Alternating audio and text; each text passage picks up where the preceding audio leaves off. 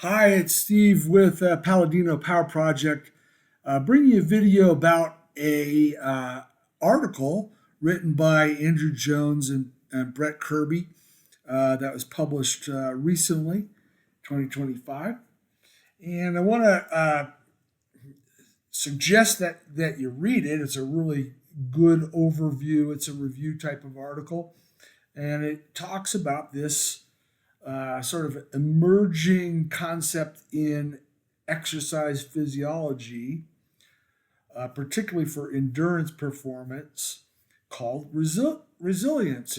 It's been called durability by others in the past, and I prefer the term fatigue resistance, but nevertheless, we'll use the term resilience because that's what they use in this article. The article's definitely worth a read. It's there's the title, and it's in the Scandinavian Journal of Medicine and Science and Sports. I'll put the link to the article in the description of this video. So the article talks about resilience. It is a thing. It is something that can be measured and assessed, although as they mentioned in the article, it's an emerging uh, area of exploration in exercise science. There's been a couple of great articles that I've reviewed in the Palladino Power Project Facebook group by Michele Zanini and other authors, including Richard Blagrove. I encourage you to go to the Facebook group and check out those articles that explored resilience. I'll talk about those a little bit later. So it is a thing. It can be measured and assessed, and important, it is variable across individuals. So there's some people that have great resilience and some people have less resilience. And as discussed in this article, and I really want to get into this later in this video, is that it may be trainable, it is likely trainable. So that accounts for the variability across individuals, aside from genetic differences, etc. So it is likely trainable. And again, the article presents the some evidence. As it says, it's an emerging area of exploration. So there's some hypotheses, there's some theories, and supportive evidence presented. Definitely worth reading. Now, as a preface, what is resilience? I want to talk about that. So, well, in the lab, in exercise science, you have what you can measure in the lab, basically VO2 max, running economy, fractional utilization of VO2 max. And essentially, over the past, these elements, these variables, are measured fresh. So you come into the lab, you have the testing done, and there is your VO2 max. And then, in exercise science research, you might measure VO2 max at the beginning, and then you do a 6-week intervention with X interval versus Y interval, and then you measure VO2 max at the end, but it's always fresh. And so so those interval A caused an improvement in VO2 max, B did not, or less improvement, but it's fresh, right? So the concept of resilience is that you measure it fresh, but then you have the person then goes into exercise for 2 hours, 3 hours, 4 hours. Usually it's 2 to 3 hours. And then you measure those in a fatigued state. So right after that exercise component. All right. So now you have how much did VO2 max change from fresh state to 3 hours, or running economy? And this is running economy was explored by Zanini and Blagrove and that group. both in two articles, one where they compared a high performing group versus low performing group, um, high volume group versus lower volume group, and were able to demonstrate higher resilience versus lower resilience, respectively. They also did an article where they did an intervention of strength training plyometrics and found that that impacted resilience. So there is emerging science being done um, on the subject of resilience, and it's key when we go back and look at the literature and we see, okay, X versus Y, was there a change in VO2 max? Is always fresh. We have to think of it in a new light. And did it, may that difference in interval or whatever, A versus B, that may that have impacted resilience? An example, you're probably familiar with the super shoes, where they measure running economy. Well, they measure running economy fresh. Um, with the shoe, with a super shoe and with a non-super shoe, right? And they show a 4%, a quote unquote 4% improvement in VO in running economy. Well, it'll be interesting to see, um, does that difference in run economy stand up or does it have resilience? Do athletes does it change their resilience? Meaning, does shoe A versus shoe B uh, cause improvement in resilience? And so we need to look at literature and the fact that there's this emerging element of resilience, at least quote unquote emerging in the area of exercise science. So these three elements are very important to the exercise scientists and the scientists that works in a lab, because they can all be put into, say, the Joyner model for marathon performance, and you can actually estimate marathon speed from VO2 max, running economy, fractional utilization of VO2 max.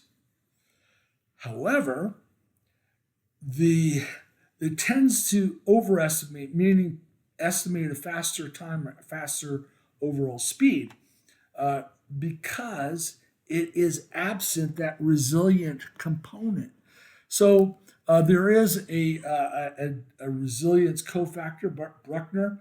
When you add that to the Joyner model, then the prediction of marathon performance is improved because now you include resilience cofactor. Well, consider that each one of these probably has a variable resilience. So really, the resilience factor should be applied to each one of these. So there's still work to be done.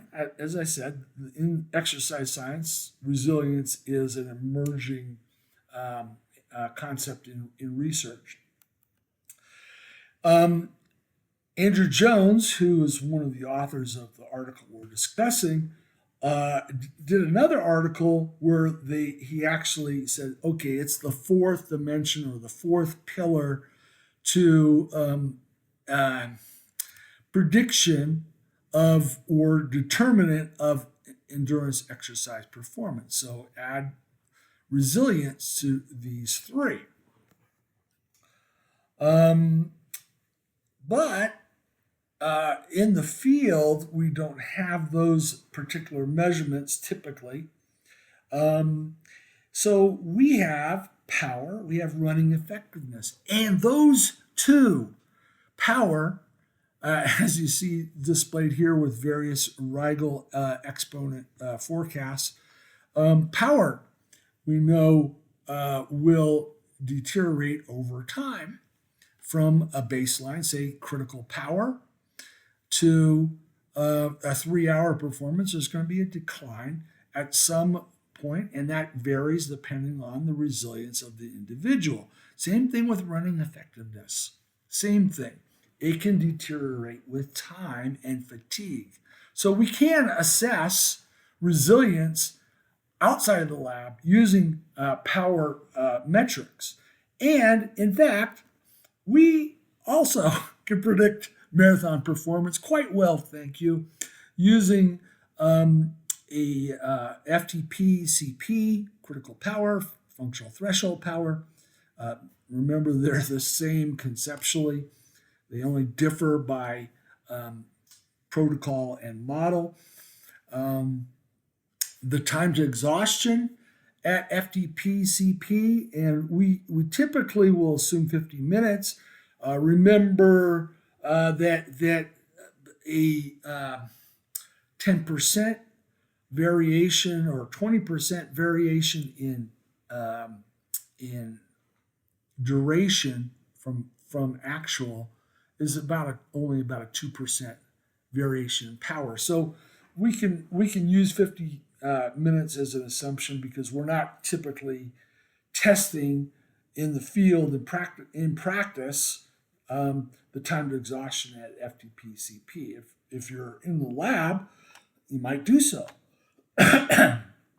And we have running effectiveness typically at the exercise intensity in question, so marathon power running effectiveness. And we have the Rigel formula with the Rigel exponent, which is the fatigue factor, or you might even call it a resilience factor. All right, that's what the exponent is. That varies across individuals as well. So we've been doing this, the estimating marathon performance using these variables derived from the field, and a few assumptions that are pretty reliable assumptions in most cases. So we've been doing this, and you can do this in the field, and you can assess resilience, and we incorporated it into our marathon performance estimates. It's interesting in the article that Jones and Kirby write that the emergence of resilience is an independent variable, yes, that can impact endurance exercise performance, yes, creates challenge for sports scientists because resilience is not a construct that has been measured historically. That's true in the lab, but it has been done historically and with pretty decent results using power in the field. Nevertheless, let's get back to the article. And in the article, and I encourage you to read it. In the article, there is figure 3, which is sort of a compilation of what is reviewed in the article. And they talk about the concept of physiological resilience and how things, you have fresh and you have fatigued. And if you remeasure those, you get an assessment of resilience of each one of those particular metrics. The article, the authors they go into the physiologic underpinnings of resilience, things like substrate utilization and changes in substrate utilization and fueling, etc., recruitment of muscle fibers, less energetically efficient muscle fibers, tissue damage, tissue neurologic changes, and thermoregulatory changes. All of these they discuss as physiologic underpinnings. Worth reading it for that purpose. But I want to focus on this box right here, the training, some of the hypotheses and theories which are supported by some research. It's not necessarily proven, but supportive evidence is provided for training and other interventions that can improve resilience. I want to focus the rest of the video on this particular topic. So I cut out that box, and here is the from Figure 3, and also discussed at length in the article some of the variables, that some of the interventions that might be accounting for the differences in resilience, the trainability of resilience. So I'm going to take each one of these individually, and I'd also like to add something the article did not really discuss because it takes another step in terms of conjecture, but I'm going to do it, and from my experience, and I'm going to suggest sort of a hierarchy of these various elements that are training interventions. So I group them into chronic characteristics, which are things that are accumulated over years, training characteristics that are accumulated over years that can improve resilience. Acute characteristics, which are more weeks to months.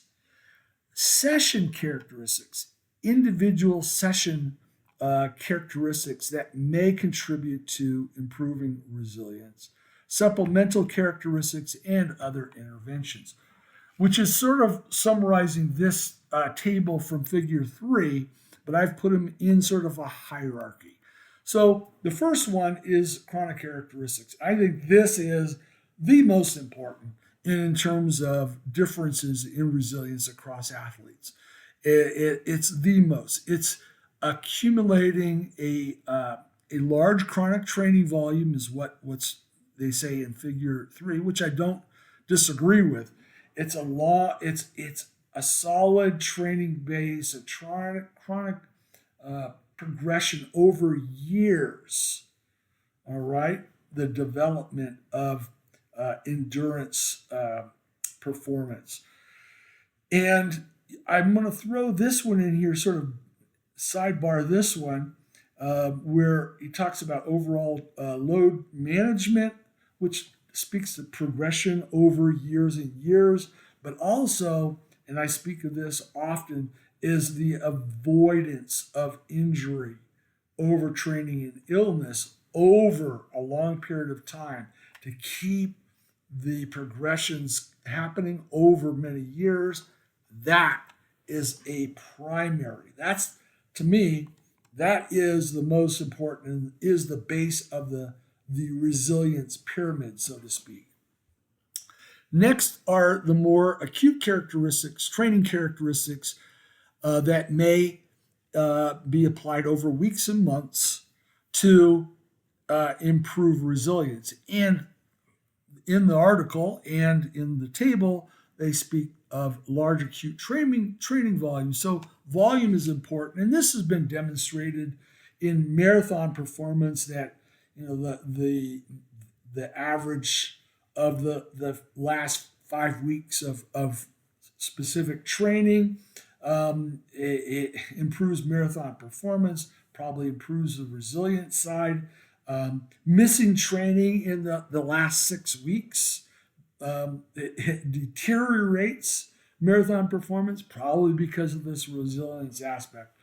And I add one to this is training intensity distribution over the weeks and months. And typically this is pyramidal, meaning there is a large base of easy aerobic exercise volume in this. And then the next level of the training intensity distribution is what would be called deliberate practice, or more tempo and sub threshold, near threshold. And then the top of that training intensity distribution pyramid would be higher intensity training. But this probably has some bearing on the development of resilience along with that overall load. The next one is session characteristics, things within a single session that can be manipulated to focus more on building resilience. And Jones and Kirby list two things. One is sessions of long extended duration. So, including the long runs and having sessions that are progressively getting longer, safely and progressively getting longer. And then intensity in the face of fatigue. Examples, okay, double threshold, double sessions, doing two sessions, threshold, maybe intervals in the PM, or another threshold in the PM, and you're performing in the face of fatigue. Long runs that are backloaded with higher intensity. Example are what I often prescribe is marathon power tempo in the back third of a long run. And deliberate practice, which is longer intervals and tempos that are, if we're speaking of marathon, we're speaking of running, we're talking about marathon power tempo if applied to marathon, half marathon power tempo. These things are also important, in building those gradually over time helps to build resilience. So these, I believe, are important session characteristics that are added to these elements that help build resilience. Next on the diagram, figure 3 is plyometric training, heavy strength training. And again, go to the Palladino Power Project, review the Zanini and Blagrove article. Yes, they can improve resilience. That's been demonstrated.